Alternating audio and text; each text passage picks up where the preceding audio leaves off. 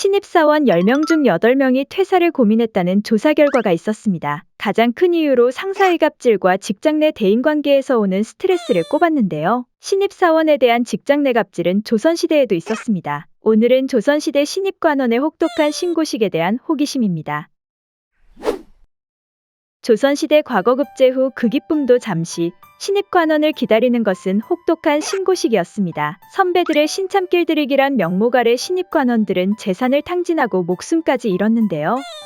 이 신고식이 무서워 어렵게 관직을 얻고도 등용을 포기하는 사람들도 있었습니다. 우선 신입관원은 허름한 차림을 하고 매일 밤 선배들을 찾아다니며 명함을 돌렸습니다. 이를 회자라고 불렀는데요. 문제는 두껍고 큰 종이에 자신의 이름 석자를 적은 이 명함의 가격이 장난 아니었던 것입니다. 당시 종이값도 비쌌는데 선배들에게 모두 돌리려면 그 수량도 만만치 않았는데요. 거기에 명함 3장 만드는데 무명 한 필이 드는 최고급 명함을 요구하는 선배들이 있었습니다. 무명 한 필로 쌀 6마를 살 수 있었으니 명함 제작 비용이 상당했던 것입니다. 여기에 빈손으로 가면 만나주지 않는 선배들 때문에 뇌물까지 필요했으니 정식 신고식을 치르기도 전에 집안에 기둥부리 하나를 뽑아야 했죠. 다음으로 신입 관료들은 허참례라는 예비 신고식을 치릅니다. 신입 관료가 선배 관료들에게 그 집단 의소속을 허락받는다는 의식이었는데요. 허참례를 치를 때 거한 술상과 광대, 기녀들은 필템이었습니다. 신입 관료들이 선배들에게 대접하는 술상은 상다리가 부러질 정도로 호화스러워야 했는데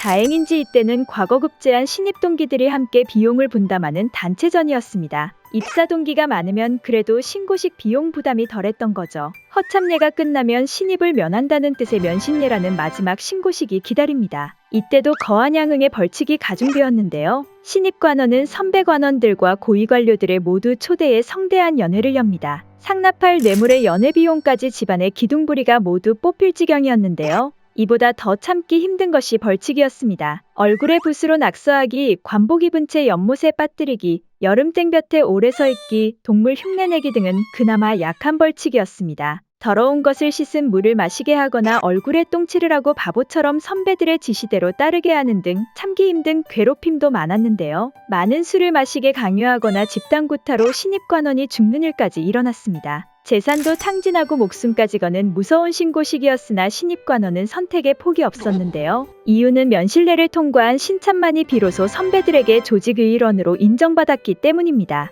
9번의 장원에 빛나는 율곡이인은 면신례를 거부하다가 오랫동안 집단 따돌림을 당했고 신고식에서 선배들의 지시를 따르지 않아 미움을 산 정약용은 사과의 편지를 써야 했는데요. 이처럼 능력에 상관없이 신고식을 제대로 치르지 않으면 집단 따돌림의 대상이 되었습니다. 해가 거듭될수록 면실례 폐해가 도를 지나치자 국왕은 이를 불법으로 규정하고 없애길 명령합니다. 하지만 오랜 관습이라는 이유로 근절되지 않고 계속 이어졌는데요. 자칭 엘리트 집단의 통과 의례라 주장했던 악습, 면신례는 중인 노비들에게까지도 유행처럼 번지게 됩니다. 지금까지 조선시대 신입관원의 혹독한 신고식에 대한 호기심이었습니다.